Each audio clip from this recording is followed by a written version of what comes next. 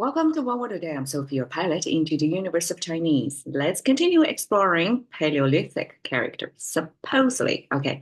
In February, we started talking about human-centric characters. We started with human, and then yesterday we talked about follow. Basically, it's two human figures placed next to each other. And today we talk about compare, which is again two human figures placed next to each other. So the difference between yesterday's follow versus today's compare is the directional change.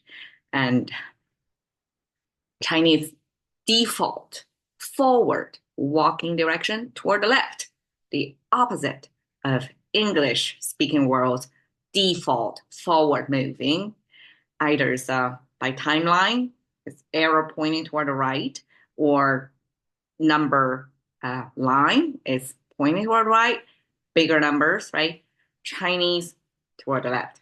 Reading orders in Chinese, in classical books, binded books, that's flipping the page from the right, from the bottom of the page, basically, of English books toward the left. So we read totally the reverse sequence.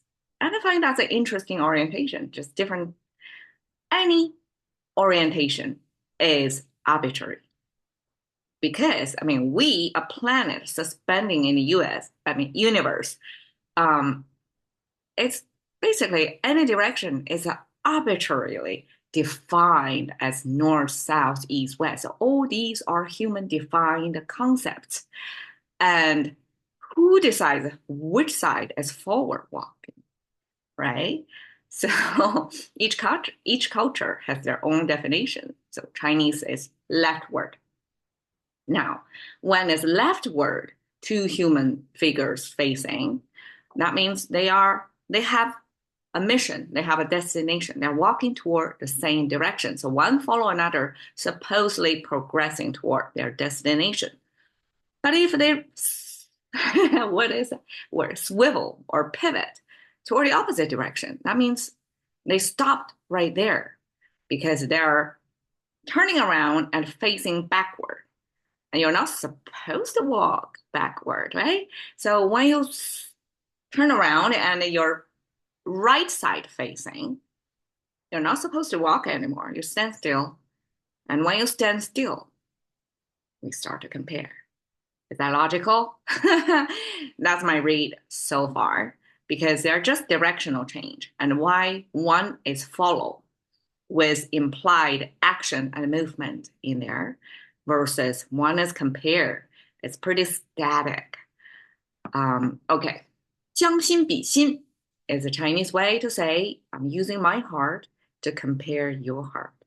Heart to heart compare. So it's a Chinese way to say to emphasize that we can empathize with another person, heart to heart. It's a beautiful expression. Okay. 比上不足，比下有余. Normally, these two pair together because as humans, as this language shows that from the early on, the dawn of civilization, we already start to have the concept of follow the crowd, follow the leaders, follow your clan, the most powerful or knowing wise person, right? That way you have a better survival chance. And compare. Turn around and then you start to compare. And I guess it's also essential for survival, right? In a hostile environment, probably before. Who to complete what task? You need to assign the right, capable matching person to that task. Choosing wrong can cause death, right? So when you do have the need to compare two persons, then it's embedded in us that we keep comparing with our peers, peer rivalry, sibling rivalry. It's has always been so. Okay, 比上不足，比下有余. Here is we're comparing either with your neighbors, kind of like a catch up with the Jones or keep up with the Jones English concept of comparing with your neighbors, or your peers, whoever you regard as your benchmark. We subconsciously all have such benchmarks, right? We thought we need to keep pace with that person because we started probably at similar background on a similar level. We're supposed to end up in a similar place. It's all a bunch of assumptions built in there. And so subconsciously, we tend to compare upward a lot more than downward. So when we compare upward, naturally, logically, we will feel we're not enough. 比上不足. Then Chinese answer to that is 比下有余. No, stop comparing upward, comparing downward.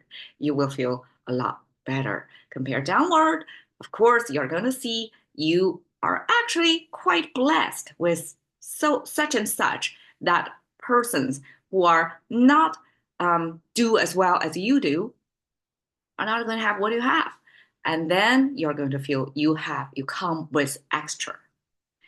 And when you feel you have plenty and actually more than plenty by comparing downward, and that's a psychological trick to feel more balanced because we tend to compare upward, and Chinese tell you that's the reason why we put the two phrases together, because we tend to compare upward and feel ourselves insufficient. Then the language building this solution to remind you there is another direction to compare with.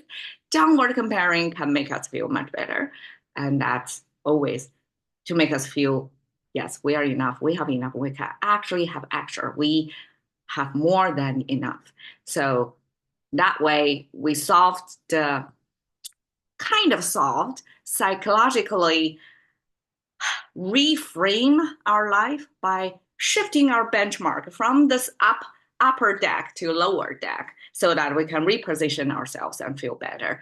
And because this comparing has always been there in our culture and in all cultures, right? So that's why we have this solution, 比上不足，比下有余. There you go, 比.